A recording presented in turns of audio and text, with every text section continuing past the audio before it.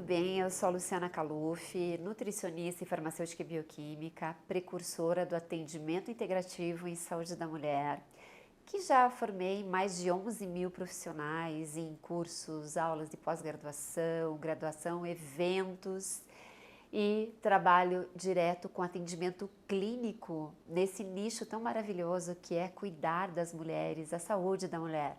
E hoje eu vim falar aqui sobre um tema importante. Será que existe vida depois da menopausa? Até porque eu sinto muito esse comprometimento das minhas pacientes e procuro explicar muito para as minhas alunas a importância desse atendimento, dessa visão integrativa, nesse acolhimento e nesse tratamento mais sistêmico. A importância que a gente tem que dar para cada sinal, sintoma, alteração, seja fisiológica, hormonal, mental, comportamental das nossas pacientes menopausadas, para que elas possam ter vida, prazer e que elas possam viver cada vez melhor. E não ao contrário, né, gente? Viver de uma forma limitada, com uma série de comprometimentos. Esses comprometimentos que vêm a médio e a longo prazo a partir do climatério, que é aquele período que antecede a menopausa, aquele um ano antes, né, do que a gente chama realmente a menopausa propriamente dita. Quando a menstruação começa a ficar irregular e a mulher começa a sentir principalmente o que? O fogacho, a alteração vasomotora que traz esse resultado na relação do calor, da sudorese noturna, aonde vem os primeiros sintomas do climatério até um ano dessa menstruação escassa e aí sim a menopausa propriamente dita. Enfim, será que existe vida? O que a gente pode fazer para trazer essa qualidade de vida para as nossas pacientes e você que está escutando aqui, para você se você já está nesse período? O que a gente tem que pensar? Vamos dividir assim. Puxa vida, preciso que essa mulher tenha vida na relação da saúde hormonal, na questão da saúde metabólica, na relação da saúde mental, na saúde sexual e, claro, no emocional.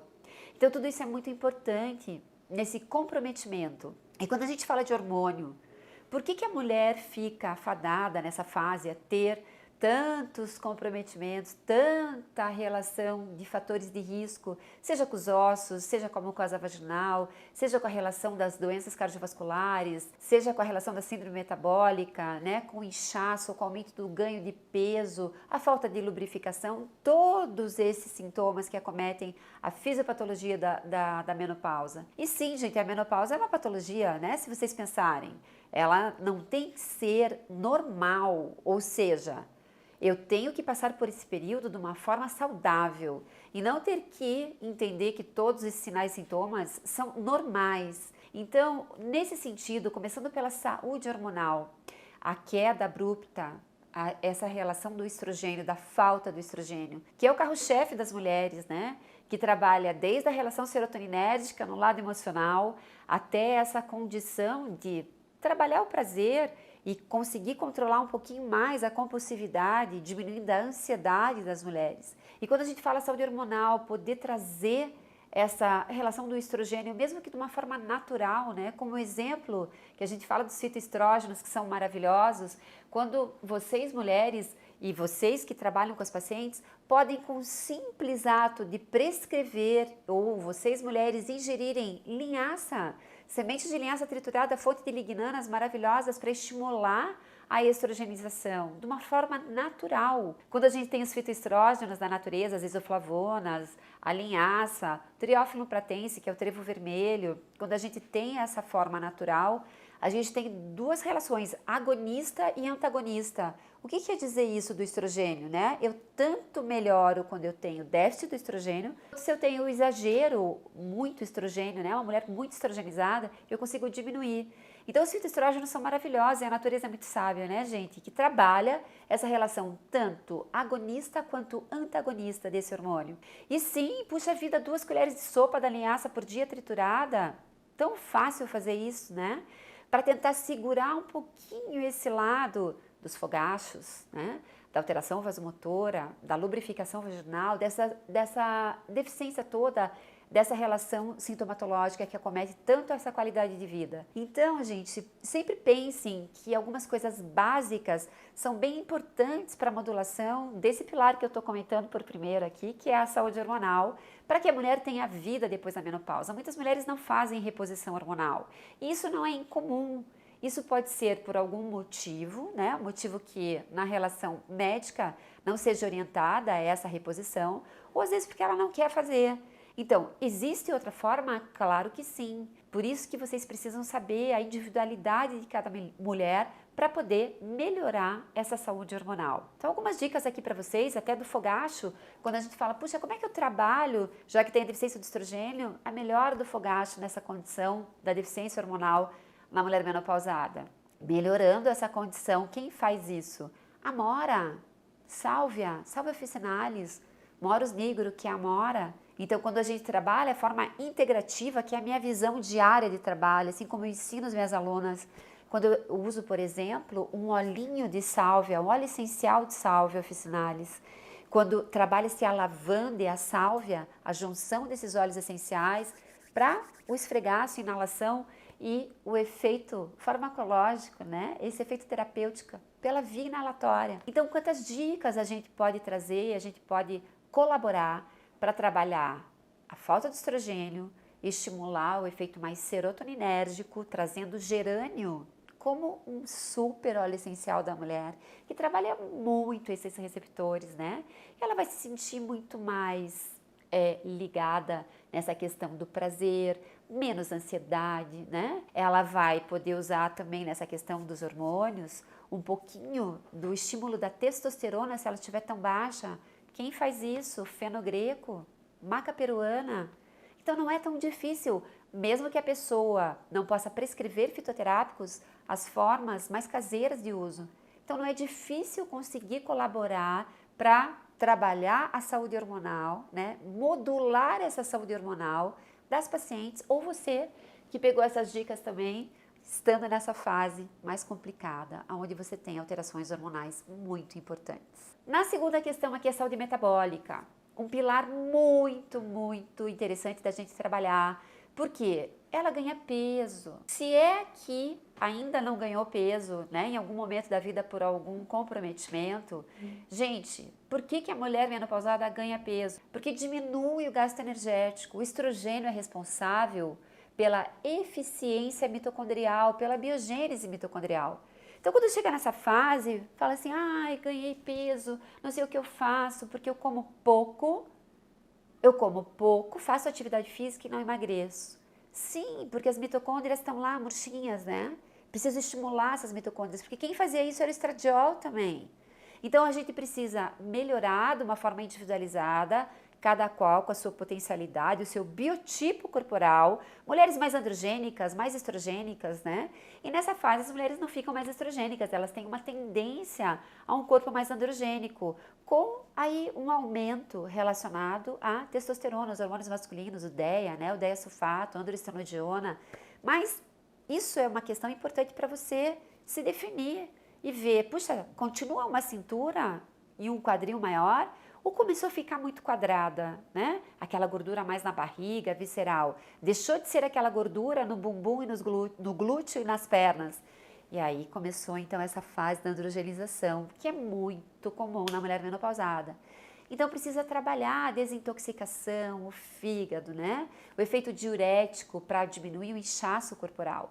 Então, dentro desse contexto das endocrinopatias, a relação da síndrome metabólica, hiperlipidemia, hiperinsulinemia, diabetes, tudo isso tem que ser super trabalhado, porque a saúde metabólica exige uma consideração, não só no ganho de peso, do sobrepeso, da obesidade, mas na diminuição do risco de doenças crônicas e do risco cardiovascular, já que o estrogênio é um grande protetor do coração, né? Então, gente, aí o que tem? O chá verde, dente de leão, hibiscus esbidarifa, na forma de chá, de infusões, trabalhar um pouco mais a relação, né, dos ácidos graxos, ômega 3, importantíssimo para essa questão da saúde metabólica, organizar aí a função antioxidante, melhorar a função anti-inflamatória, a cúrcuma, o dente de leão, estimular a questão hepática, a silimarina, a alcachofra, o boldo, Então, como a gente trabalha tudo isso? E se eu fosse escolher algumas coisas para a mulher menopausada poder emagrecer, né? Então, além da gente trabalhar os nutrientes, onde a gente traz picolinato de cromo, ácido lipóico, nutrientes relacionados também com a coenzima Q10, que melhora muito essa eficiência mitocondrial, claro, zinco, muito magnésio, né? Eu preciso pensar também quais seriam alguns ativos vegetais que vão colaborar para essa diminuição da compulsão, né? E um pouquinho mais acelerar aquele efeito browning, que é a gordurinha que fica um pouquinho mais bege, para diminuir o tecido adiposo branco, que é tão inflamatório e tão responsivo aí por complicações importantes, né? A nível arterial, na saúde metabólica das mulheres. E aí quem aparece? A pimenta caiena, o próprio chá verde, né? A erva mate e as Ascophyllum nodosum, que é a alga marrom. Então, trabalhar um pouco essa relação da alga com o valor biológico, né, do iodo, isso é bem legal. E trabalhar um pouquinho mais essa reatividade para poder trabalhar o gasto energético. Então, tudo isso eu estou falando aqui pontos importantes de pensamento no raciocínio clínico. Para a gente poder entrar agora, né? Lógico, gente, com tudo isso, antes de eu entrar na parte da saúde mental, claro que tudo isso, se eu estou pensando em emagrecimento, sobrepeso, obesidade nessa fase, eu preciso ter uma alimentação extremamente qualitativa, anti-inflamatória, meninas, por favor, né? Tentar comer menos proteína animal, organizar a dieta, tanto dentro do ritmo biológico, ou seja, comer nos horários corretos, não pular as refeições, tentar fazer 12 horas da última refeição da noite até o café da manhã em jejum. Se eu jantei às 7 horas, principalmente para a mulher nessa fase, onde ela precisa estimular o gasto energético, jantei às 19 horas, vou tomar o café da manhã no outro dia, 7 horas da manhã. Poder correlacionar essas 12 horas de jejum é um grande começo para estimular esse ciclo circadiano, né? Esse ciclo biológico, essa crononutrição, para ajudar esse metabolismo. Então, nutricionistas aí presentes, né, por favor, façam seu papel, pensem nessa dieta qualitativa e como vocês estimulam o ritmo circadiano de uma forma funcional para trabalhar melhor do metabolismo das suas pacientes. E aí entramos na saúde mental, que elas ficam esquecidas, falta de memória. Gente, quanta coisa acontece com essa mulher. Foco baixo, não consegue se concentrar, não tem memória, porque, coitada, o estrogênio é responsável por essa relação toda mental, comportamental das mulheres. E ela diminuiu muito o que? Acetilcolina. E aí o que acontece? A gente precisa estimular os fatores nootrópicos, né? Para fazer a mulher focar melhor. Quem entra nesse sentido? Maca peruana, o alecrim, o gengibre, fatores nootrópicos importantes, né? O matcha, como uma forma de preparar o matcha lá de manhã, ou faz um shot, olha que interessante. Quero essa função nootrópica, um shot com maca peruana. Eu coloco lá o shot para função mental na mulher menopausada. Maca peruana, que é bem legal, coloco uma colherzinha de chá rasa. Eu colocaria, além da maca, o matcha, uma colherinha, metade de uma colherinha de chá, e colocaria cúrcuma, açafrão, juntaria os três, colocaria um pouquinho de água e ó, pela manhã, tomar, para ser esse elixir para o cérebro, né, para essa funcionalidade. Então, o objetivo é de trazer essas substâncias que melhoram a atividade cerebral e ainda com a visão integrativa, dentro da aromaterapia, usar os óleos essenciais de alecrim, lemongrass, limão, para estimular a concentração e o foco. Então, a gente precisa pensar que a saúde mental é muito importante, gente, porque ela vai ter um déficit de serotonina, GABA, né? E também da dopamina. E aí, à noite, para ela ter um sono repositor, lavanda. Chá de alfazema ou a lavanda, 2 gotinhas na fricção ou 2 gotinhas no travesseiro. É perfeito para induzir um sono melhor, estimular o sono REM. E se eu fosse recomendar para vocês aqui uma forma caseira de uso para a função GABAérgica relaxante, camomila, passiflora, capim-limão, juntar essas 3 plantas e fazer um chá maravilhoso 1 hora antes de dormir. Que delícia poder dormir melhor e diminuir os fogachos com isso também, gente, porque eu vou ter uma ação, se eu juntar passiflora, camomila, né, como eu falei para vocês, capim-limão, ansiolítica. Então eu tenho menos esse comprometimento dos calorões. Olha que legal. Então, falamos sobre saúde hormonal, sobre saúde metabólica, saúde mental e agora eu vou para a saúde sexual. Rapidinho. As mulheres têm falta da libido, claro, a testosterona está lá embaixo no pé e o estrogênio também. A libido não depende só da testosterona, gente, mas depende do estrogênio, né? A resposta da mucosa, a vascularização, a lubrificação é dependente do estrogênio. E a testosterona é o ímpeto, o desejo sexual. Então, colocar um pouco, né, ali nessa relação também da ocitocina, que é um hormônio que tem essa relação com o vínculo, com o prazer, com o apego, né? Então, essa questão do amor, do envolvimento. Se eu fosse falar aqui, o que eu colocaria? A maca é super legal, fenogreco é super legal, ou na forma de extrato, as cápsulas, né? Ou o pó da maca.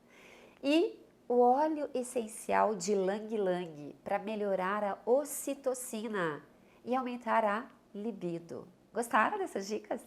E aí vem a relação emocional. Se você quer trabalhar com a mulher menopausada, ela precisa de autoestima, autoconhecimento, ela precisa de autocompaixão e ela precisa muito desse acolhimento, né? Então é como se a gente abraçasse essa mulher menopausada, como se a gente na nossa compaixão nos colocássemos no lugar dela, para que ela seja realmente confortada, modulada, acolhida e muito respeitada, porque essa é uma fase muito interessante, onde ela tem muita maturidade, né?